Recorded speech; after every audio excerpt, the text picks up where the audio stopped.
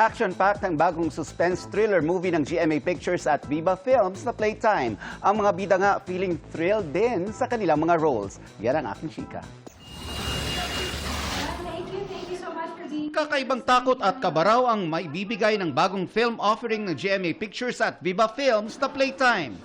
Kumpleto ang mga bida ng suspense thriller movie sa pangunguna ni Nakapuso First Lady of Primetime Sanya Lopez, Colleen Garcia, Faye Lorenzo at Sian Lim.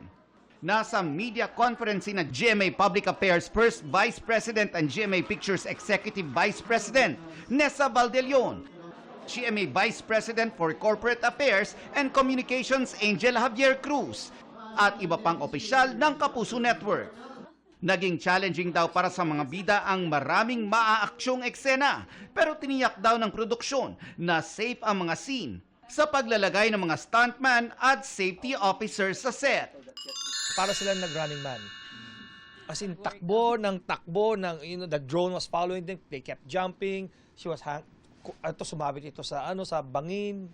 Nakatulong din siya, Direk, kasi talagang mararamdaman mo yung fear talaga. So makikita mo sa mukha ko na hindi ko talaga siya enacting.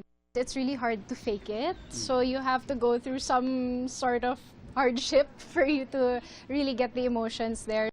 Gaganap si Sian na isang captor na magpapahirap sa tatlong leading ladies. Ayon sa Kapuso actor, Direct Mark pushed his limits to the edge. I would say yung mga moments na sinasabi sa amin ni Direct Mark, sige pa, kaya pa yan. Kasi there are times na parang we just wanted to give up.